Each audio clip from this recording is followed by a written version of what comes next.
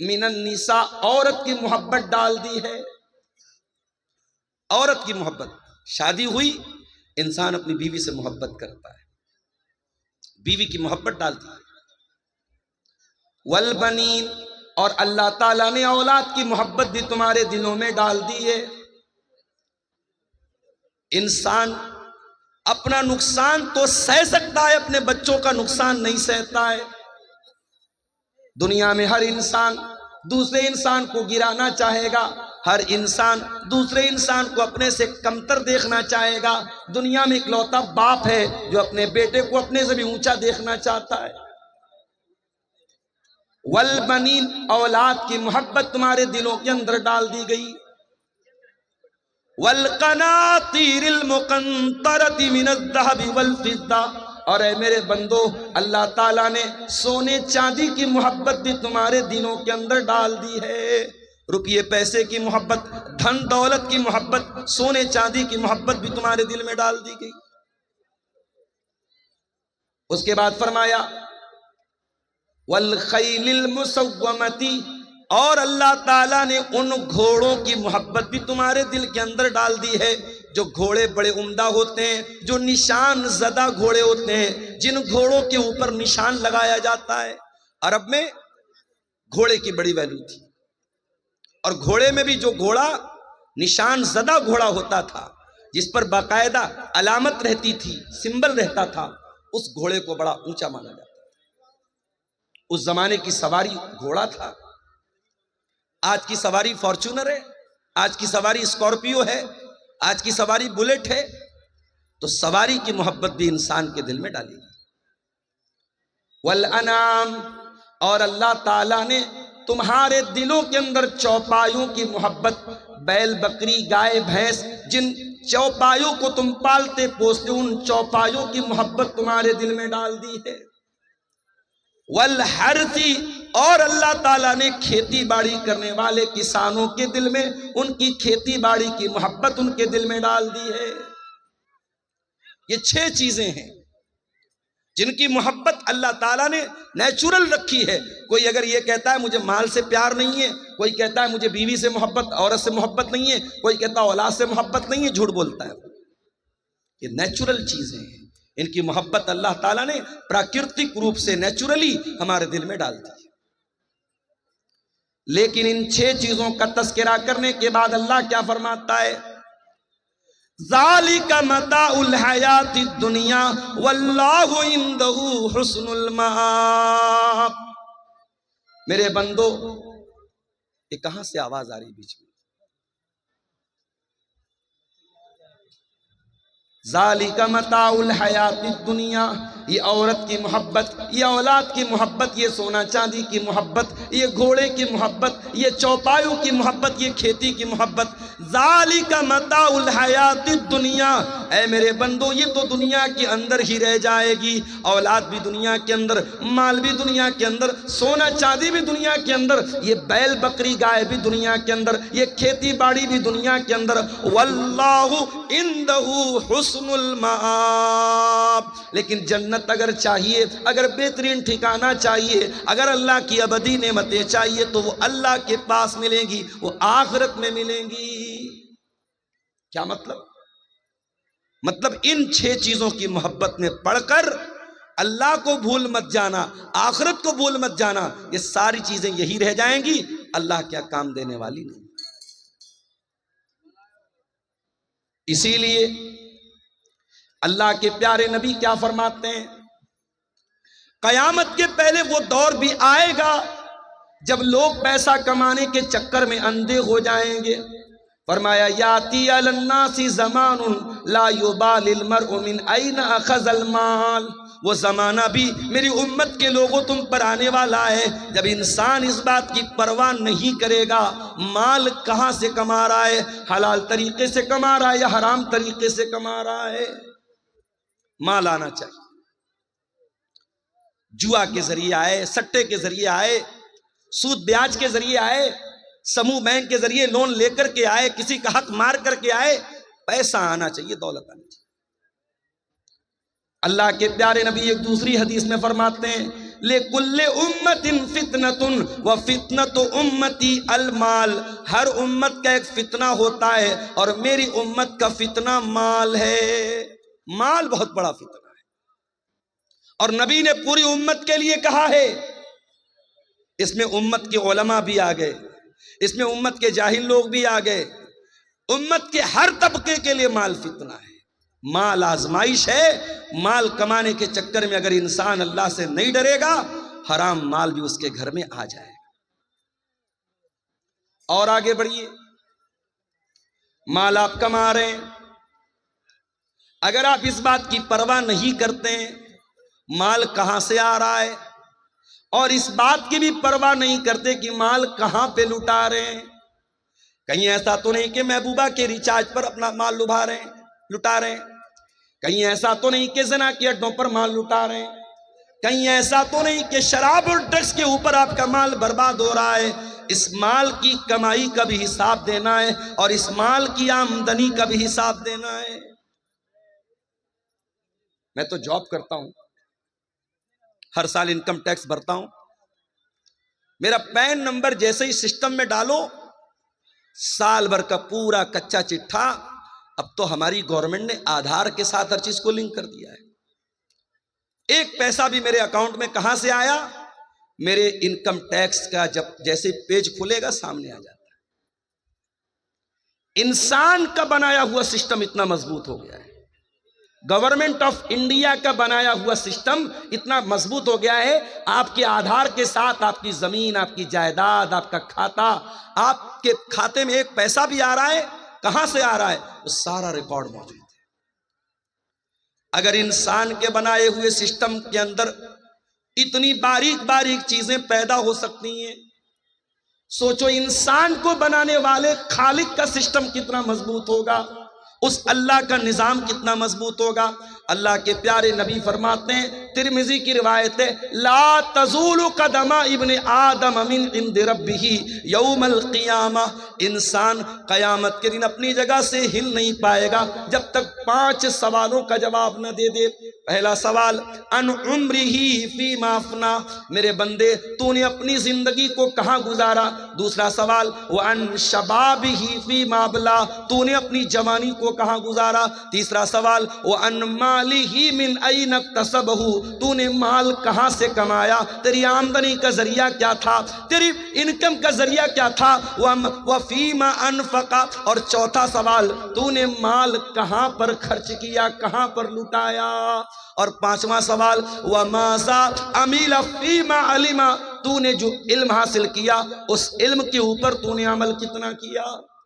یہ 5 سوال کا جواب آپ کو بھی دینا ہے، مجھ کو بھی دینا ہے، مولانا صاحب کو بھی دینا ہے، عالم کو بھی دینا ہے، جاہل کو بھی دینا ہے، کٹیہار شہر کے رہنے والے کو بھی دینا ہے، حسن گنج کے دیہات میں رہنے والے کو بھی دینا ہے، ہر انسان کو دینا ہے۔ مال کہاں سے کمایا، کہاں خرچ، حساب دینا ہے اللہ۔ اس لیے میرے پیارے ساتھیوں، ہماری شریعت میں بار بار تاکید کی گئی، حلال کمائی کھاؤ۔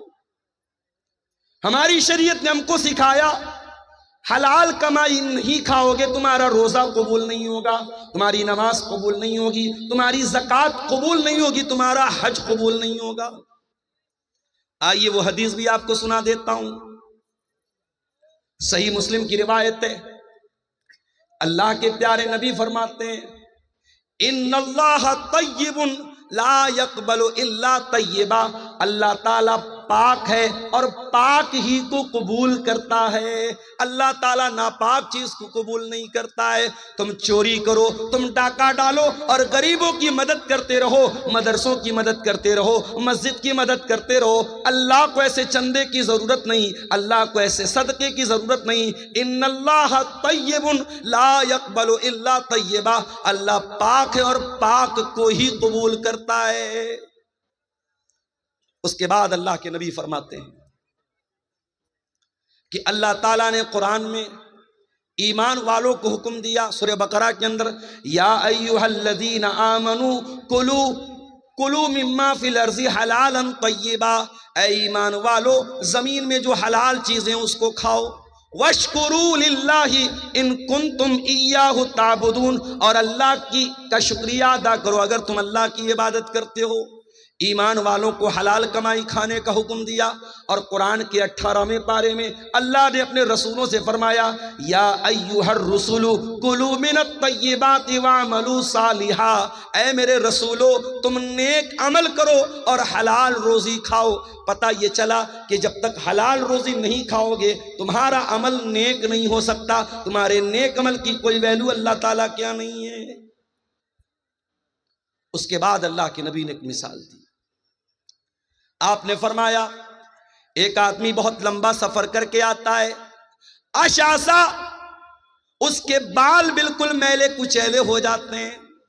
ہم لوگ بھی سفر کرتے ہیں، سفر بتا دیتا ہے کہ انسان سفر سے آیا۔ رات میں پٹنہ میں شام کو 6 بجے پٹنہ میں تھا، اور رات 12 بجے کشن گنج میں تھا۔ 100-120 کی سپیڈ سے گاڑی چل رہی تھی، کار سے آدمی آ رہا، آرام سے آ رہا ہے، مگر پہنچنے کے بعد انسان کی باڈی بتا دیتی ہے سفر کر کے آیا۔ اللہ کے نبی فرماتے اتنا لمبا سفر کر کے آیا ہے، اشعثا، بال پراگندائے، اغبرا، اس کے کپڑے میلے کچیلے، اس کے کپڑے دیکھ کر کے پتا چل رہا ہے بڑا لمبا سفر کر کے آیا ہے۔ یمد یدیہ، اور اپنے ہاتھوں کو اٹھا کر کے اللہ سے دعا کرتا ہے۔ دیکھو جب بندہ ہاتھ اٹھا کے دعا کرتا ہے تو اللہ تعالیٰ دعا قبول کرتا ہے۔ اب یہیں سے یہ مسئلہ بھی نوٹ کر لو کہ دعا کے لیے ہاتھ اٹھانا یہ دعا کے آداب میں سے۔ اب بعض لوگ کہتے ہیں صاحب نماز کے بعد ہاتھ اٹھا کے دعا کر سکتے ہیں کہ نہیں؟ اگر انڈیویژولی کر رہے ہو، الگ الگ کر رہے ہو، کر سکتے ہو، لیکن اگر اجتماعی ہو رہی ہے تب یہ بدعت ہے، اس کی گنجائش نہیں۔ آدمی اپنے طور پر اللہ سے کچھ مانگ رہا ہے، کوئی مسئلہ نہیں، مانگ سکتا ہے بھائی، ضروری تو نہیں کہ نماز میں نے سب مانگ لیا۔ میرا بچہ بیمار ہے، نماز میں نے پڑھ لی، اب میں ہاتھ اٹھا کے دعا کروں اے اللہ میرے بچے کو شفا دے دے۔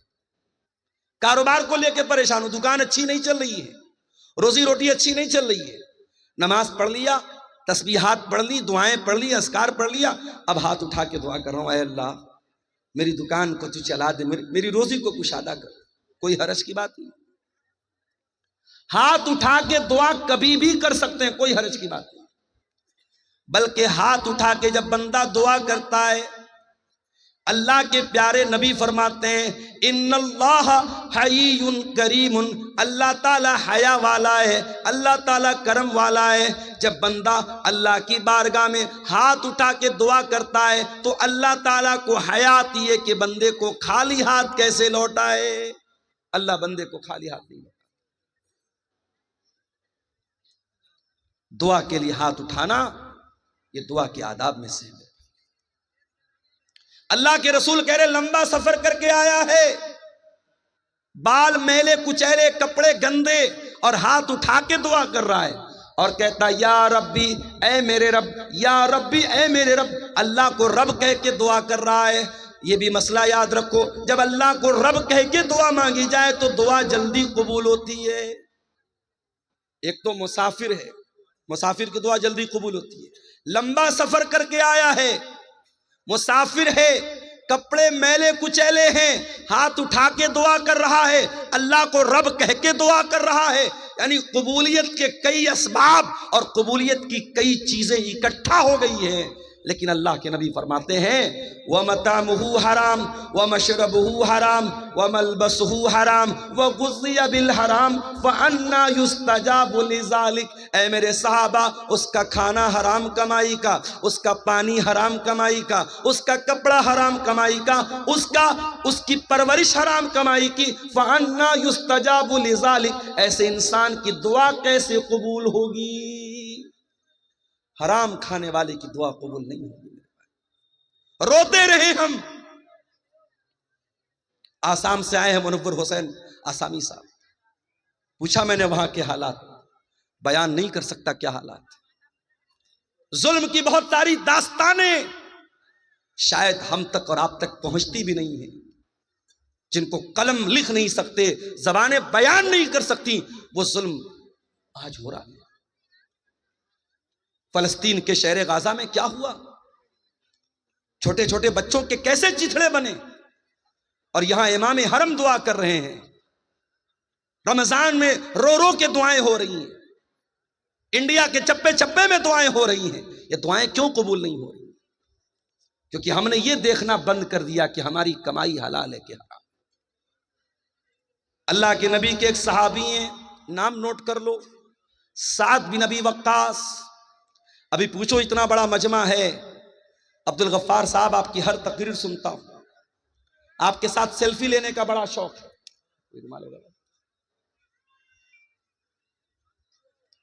ہر تقریر سنتا ہوں، ہر جلسے میں جاتا ہوں۔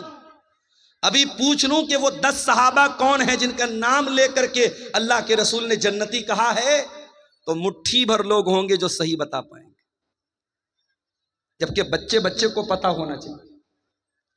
10 صحابہ جنتی ہیں، 4 صحابہ تو وہ ہیں جن کو ہم خلفائے راشدین کہتے ہیں، ابو بکر، عمر، عثمان، علی، یہ تو 4 ہیں ہی ہیں۔ اس کے علاوہ کون ہے؟ حضرت سعد بن ابی وقاص، حضرت سعید بن زید، حضرت طلحہ، حضرت زبیر، حضرت عبد الرحمن بن عوف اور حضرت ابو عبیدہ بن جراح۔ یہ ٹوٹل 10 صحابہ ہیں جن کا نام لے کر کے اللہ کے نبی نے جنتی کہا ہے۔ ان 10 میں سے ایک صحابی ہیں حضرت سعد بن ابی وقاص۔ یہ رشتے میں اللہ کے رسول کے ماموں لگتے تھے۔ ایک جنگ میں یہ تیر چلا رہے تھے تو اللہ کے نبی کہہ رہے تھے، ماموں جان میرے ماں باپ آپ پر فدا ہوں، آپ تیر چلائیں۔ اتنی محبت کرتے تھے اللہ کے نبی سے۔ سعد بن ابی وقاص یہ بہت مستجاب الدعوات تھے، یہ جو دعا کرتے تھے ان کی دعا فوراً قبول ہو جاتی تھی۔ ان سے کسی نے پوچھا کہ اے سعد بن ابی وقاص کیا بات ہے، آپ جو بھی دعا کرتے ہیں آپ کی دعا فوراً قبول ہو جاتی ہے، اس کا راز کیا ہے، اس کا سیکرٹ کیا ہے، اس کا رہسیہ کیا ہے، کیوں آپ کی دعائیں جلدی قبول ہو جاتی ہیں؟ حضرت سعد بن ابی وقاص کہتے ہیں، ما رفعت لقمۃ الی فمی، جب بھی میں اپنے منہ کی طرف کوئی لقمہ اٹھاتا ہوں، الا وانا عالم، مجھے پتا ہوتا ہے، من این مجیئها ومن این ذهبت، وہ لقمہ کہاں سے آیا ہے اور کہاں جائے گا، اس کی آمدنی کیا تھی، وہ کہاں سے وہ لقمہ آیا تھا، مجھے سب پتا ہے، A to Z مجھے پتا ہے، اس لیے میں ہر لقمے کی جانکاری کے بعد کھاتا ہوں۔ اللہ اکبر۔ یہ تھے صحابہ جو ایک لقمہ بھی اگر منہ میں ڈالتے تھے تو اس بات کی پرواہ کرتے تھے میں حلال طریقے سے کھا رہا ہوں یا حرام طریقے سے کھا رہا ہوں۔ یہاں تو بڑی بڑی بلڈنگیں حرام کمائی کی بن گئی ہیں، یہاں تو حرام کمائی سے بڑے بڑے امپائر کھڑے ہو گئے، بڑی بڑی بلڈنگیں بنا کے رکھ دی، لاکھوں کروڑوں کا بیلنس بنا کے رکھ دیا۔ وہ لوگوں اللہ کو کیا حساب دیں گے ہم ذرا بتا دو۔ دوسرے کا مال ناجائز طریقے سے اگر ہم نے کھایا ہے اللہ کو حساب دینا پڑے گا۔ اچھا ایک بات بتاؤ، آج کے اس گئے گزرے دور میں بھی ہم مسجد کا احترام کرتے ہیں کہ نہیں کرتے؟ بہت احترام کرتے ہیں۔ شرابی جب مسجد کے پاس سے گزرتا ہے شرافت سے گزر جاتا ہے، نہیں، مسجد کے پاس کوئی ہڑدنگ نہیں، کوئی شرارت نہیں۔ اور ہمارے ہندوستان میں تو ہمارے غیر مسلم بھائی بھی مسجد کا بڑا احترام کرتے تھے۔ ہولی کا تہوار آتا تھا، ہولی کھیلتے تھے، ہم نے اپنے محلے میں دیکھا، سارے محلے میں ہولی کھیل رہے، بیچ میں مسجد آئی، نہیں بھائی یہ مسجد ہے، یہاں کوئی بدتمیزی نہیں ہوئی۔ یہ ایک ماحول تھا ہندوستان کا، وہ الگ بات ہے۔ دھیرے دھیرے نفرت کو ذہنوں میں ڈالا گیا، اب تو باقاعدہ مسلمان کی مسجد پر دوسرے مذہب کا آدمی اپنا جھنڈا لگانے کی کوشش کرتا ہے، اور مسجد کے سامنے گالی گلوچ بھی ہو رہا ہے اور بھڑکاؤ نعرے بھی لگائے جا رہے ہیں، حالات خراب کیے جا رہے ہیں۔ مگر مسجد کا احترام غیر مسلم بھی ہمارے دیش میں کرتا تھا اور کرتا ہے۔ مسجد کا احترام ہم سب کرتے ہیں۔ مسجد سے بھی بڑھ کر کے ایک مسلمان کی جان، ایک مسلمان کا مال اور ایک مسلمان کی آبرو کی اہمیت ہے میرے بھائی۔ آئیے بخاری کی وہ حدیث آپ کو سناتا ہوں۔ حدیث کے راوی کون؟ عبداللہ بن عباس۔ عبداللہ بن عباس کون ہے؟ نبی کے چچا کے بیٹے ہیں، 8 سال کے بچے ہیں. رات میں جب اللہ کے نبی تہجد کے لیے اٹھا کرتے تھے، عبداللہ بن عباس آتے تھے اور وضو کا پانی لا کے رکھ دیتے تھے. او لوگو، تمہارے محلے میں علماء آتے ہیں، تمہارے گاؤں میں علماء آتے ہیں، تمہارے علاقے میں جماعت کے بڑے بڑے علماء آتے ہیں، کم سے کم اپنے چھوٹے بچوں کو علماء سے ملاقات کے لیے لے کر کے آیا کرو، ان کو علماء کا احترام تو سکھایا کرو، ان کے دل میں علماء کی محبت تو ڈالا کرو. نبی رات میں اٹھتے ہیں، تہجد کی نماز کے لیے اٹھتے ہیں، اور وضو کا پانی لے کر کے کون آتا ہے؟ 8 سال کا بچہ آتا ہے. نام کیا ہے؟ عبداللہ بن عباس. نبی نے پوچھا یہ وضو کا پانی کون لایا؟ جواب ملا عبداللہ بن عباس لایا.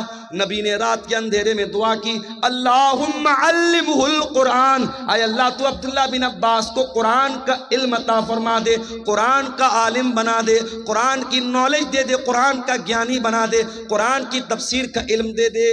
اور آج جب بھی آپ تفسیر کی کوئی بھی کتاب اٹھائیں گے، سب سے زیادہ اگر کسی کا نام آپ کو ملے گا، عبداللہ بن عباس کا نام ملے گا.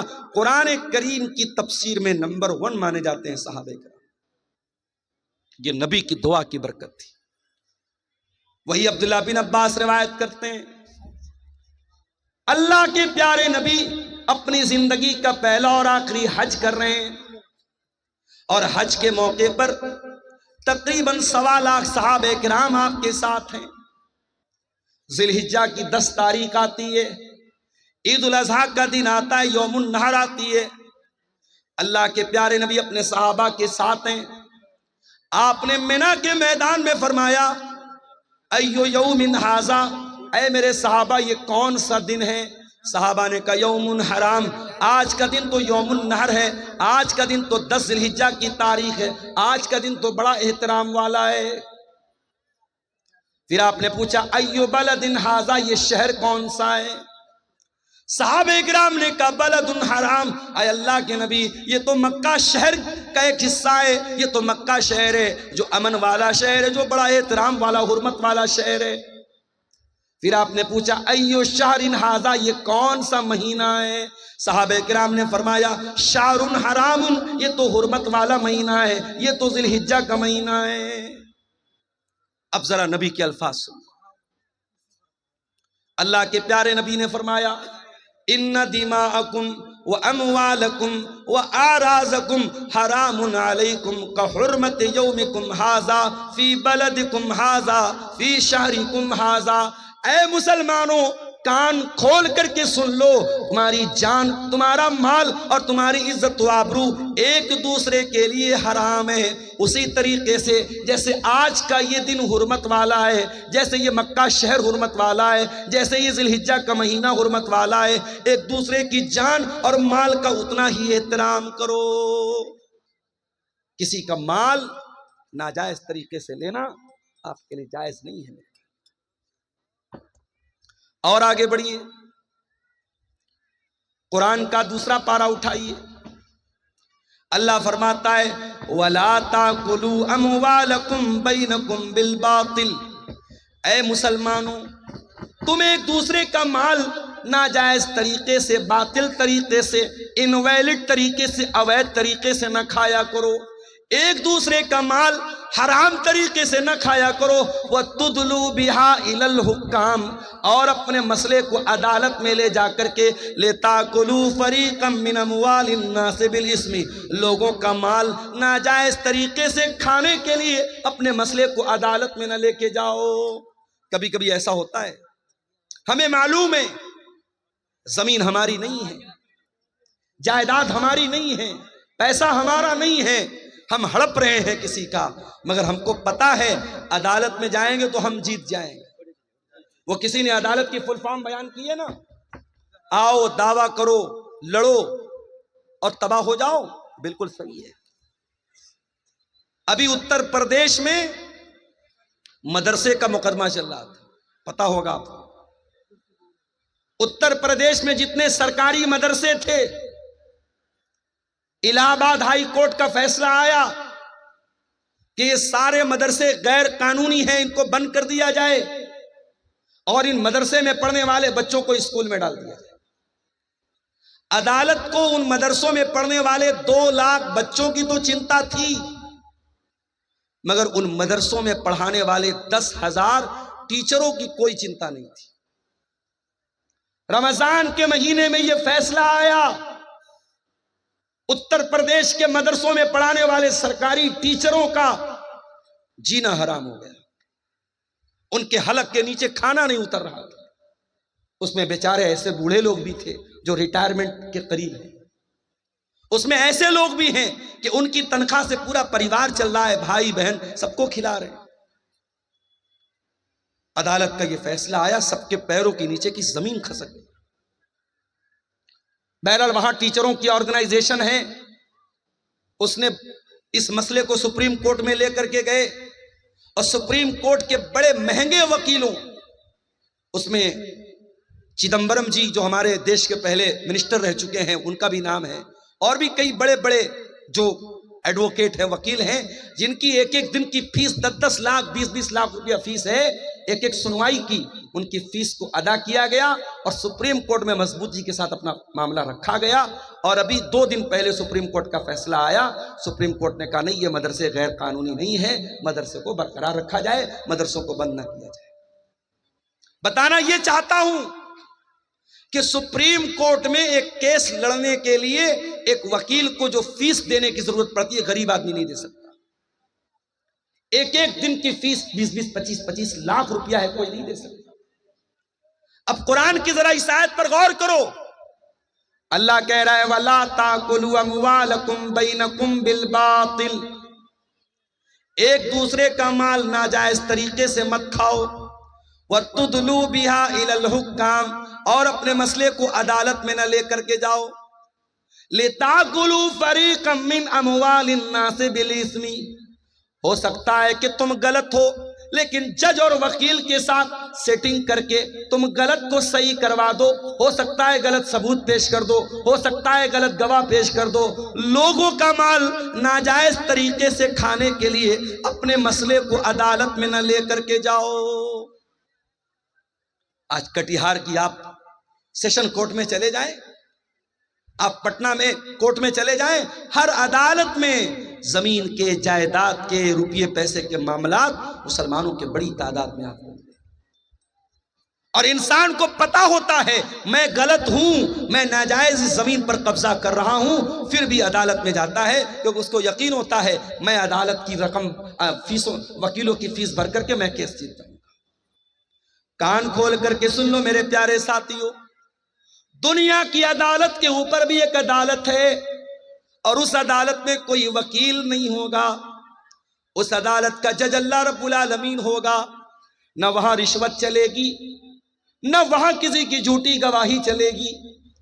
وہاں اگر آپ جھوٹ بولنا چاہیں گے، آپ کا ہاتھ سچ بول دے گا، آپ کا پیر سچ بول دے گا، آپ کی چمڑی سچ بول دے گی۔ اللہ کہتا ہے حَتَّى إِذَا مَا جَاءُوهَا شَهِدَ عَلَيْهِمْ سَمْعُهُمْ وَأَبْصَارُهُمْ وَجُلُودُهُمْ بِمَا كَانُوا يَعْمَلُونَ۔ میرے بندو، قیامت کے دن تمہارے کان بھی گواہی دیں گے، تمہاری آنکھیں بھی گواہی دیں گی، تمہاری چمڑی بھی گواہی دے گی۔ وَقَالُوا لِجُلُودِهِمْ لِمَ شَهِدْتُمْ عَلَيْنَا قَالُوا أَنْطَقَنَا اللَّهُ الَّذِي أَنْطَقَ كُلَّ شَيْءٍ۔ انسان اپنی چمڑی سے کہے گا تو کیسے بول رہی ہے، انسان کی چمڑی کہے گی اللہ نے ہم کو بولنا سکھایا ہے، اور آج ہم تیرے کرتوت، تیرے کالے کرتوت ہم کھولیں گے۔ دنیا کی عدالت سے کوئی جیت گیا تو کیا ہو گیا، اللہ کی عدالت میں کوئی جھوٹ نہیں بول سکتا۔ حسن گنج کی دھرتی پر، دھوکردہ کی دھرتی پر اگر آپ نے کوئی غلط کام کیا ہے، کوئی پاپ کیا ہے، کسی کے ساتھ ناجائز کام کیا ہے، آپ کی یہ دھرتی بھی قیامت کے دن گواہی دے گی۔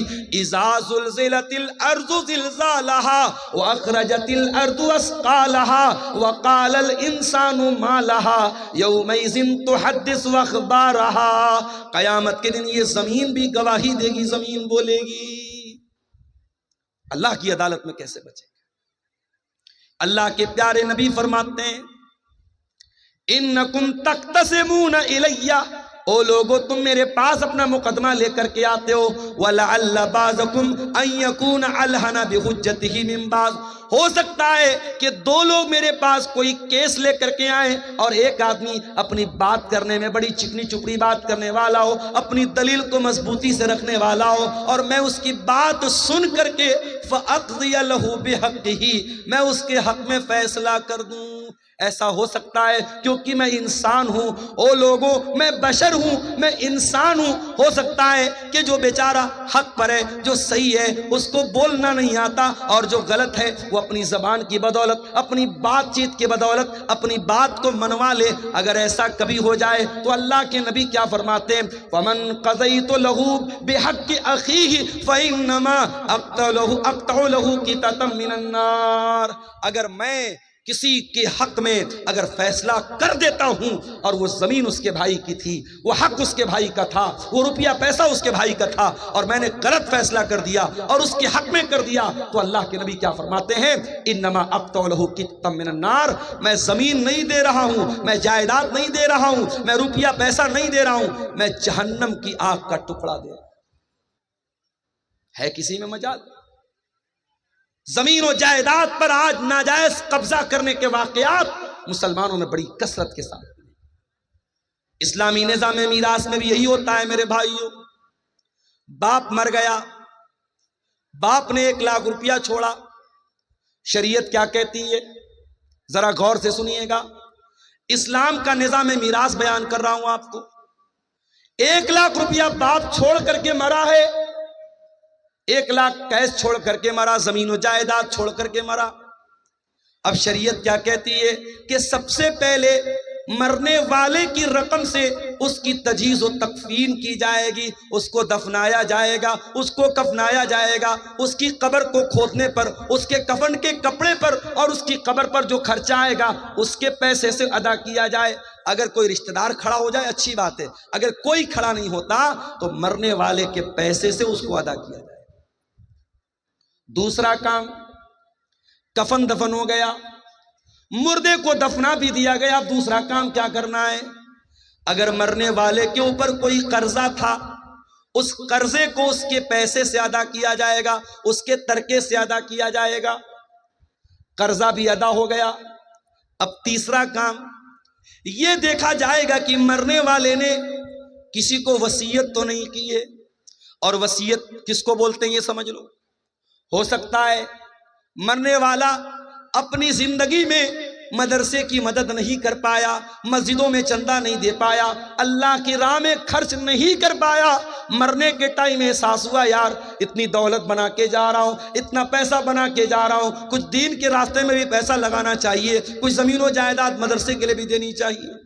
جیسے آج آپ کے مدرسے کے لیے چندہ ہو رہا ہے، مجھے چندہ کرنا نہیں آتا میرے بھائی، مجھ سے کہا تھا جو صاحب مجھے لے کے آ رہے تھے، انہوں نے کہا تھا مولانا صاحب تھوڑا آپ چندے پر بول دیجئے گا، لوگ آئیں مسافہ کر کے دے دیں، یہ سب مجھ سے نہیں ہوتا میرے بھائی۔ لیکن ایک اپیل کرتا ہوں کہ زندگی میں یہی چیزیں آپ کے کام آئیں گی میرے بھائی۔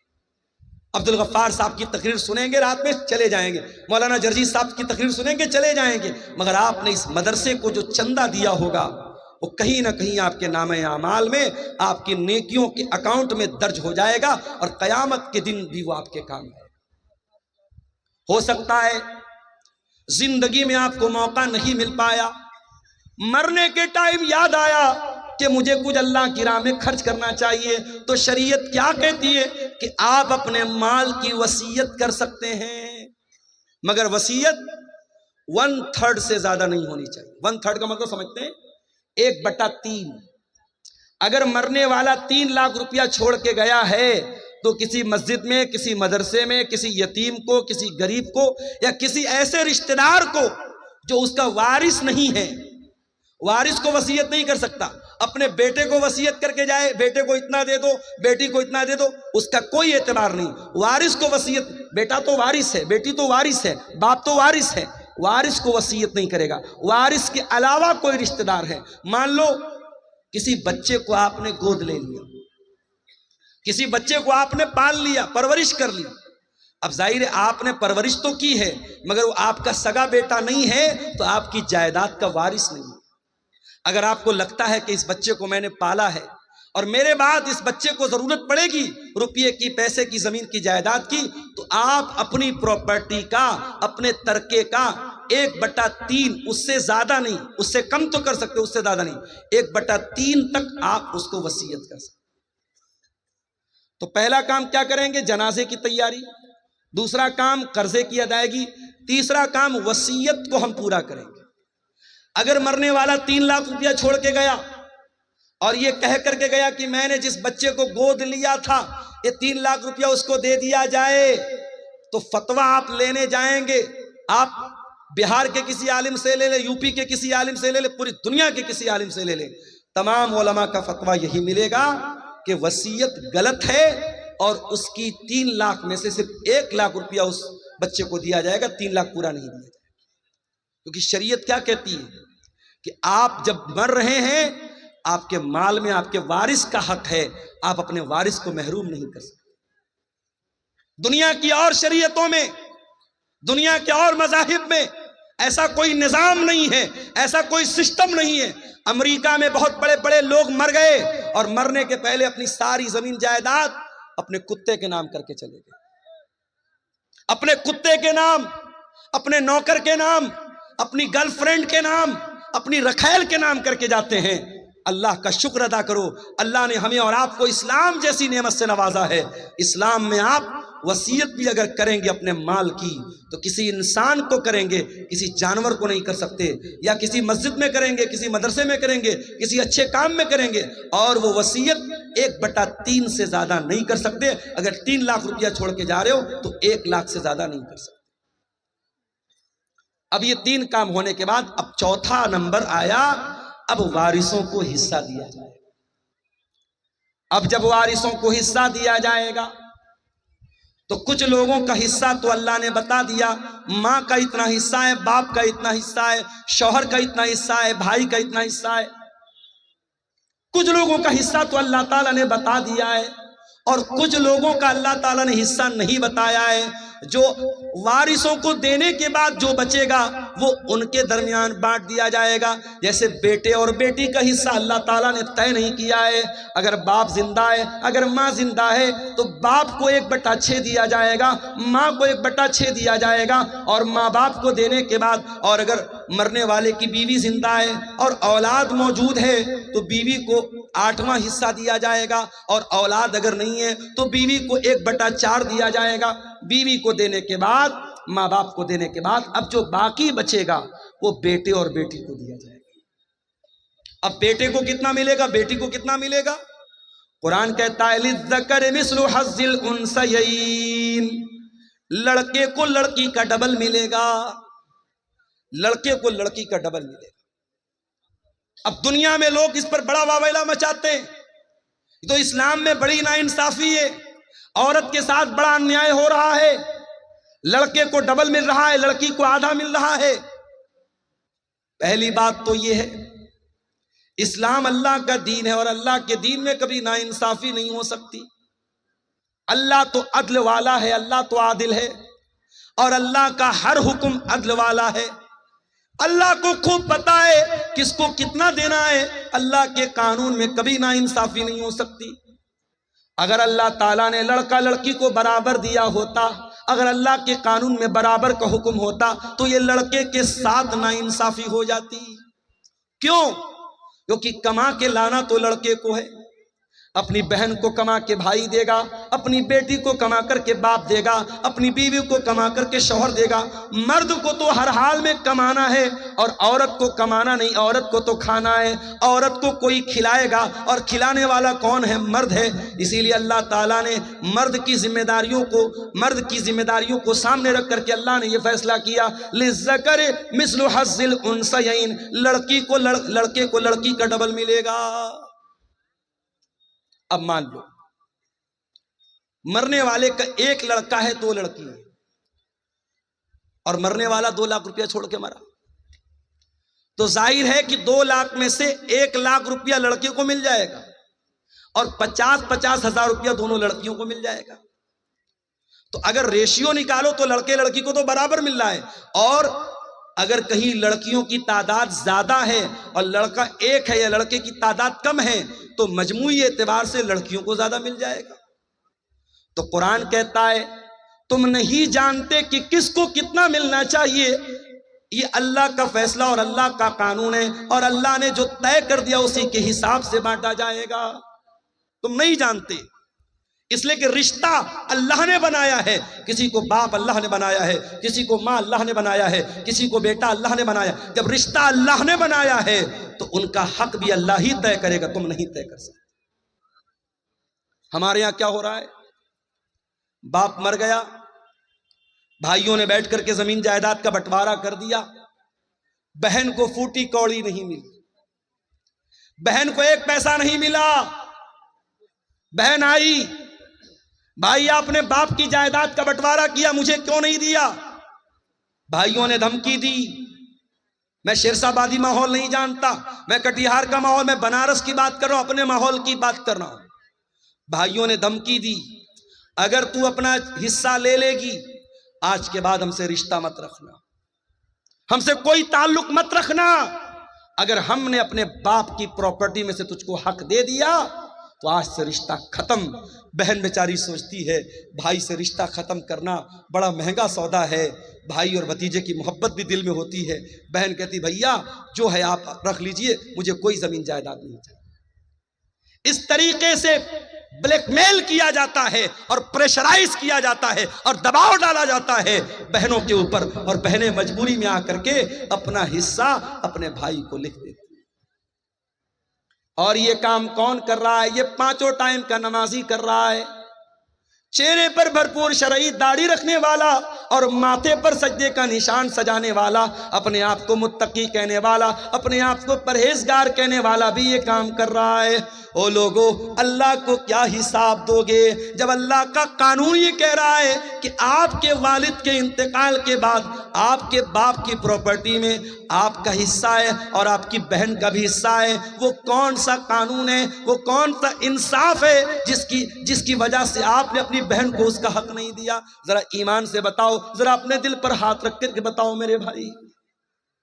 اور یہ بھی یاد رکھیے، اسلام کا جو نظام میراث ہے یہ کوئی بائی چوائس نہیں ہے کہ عمل کر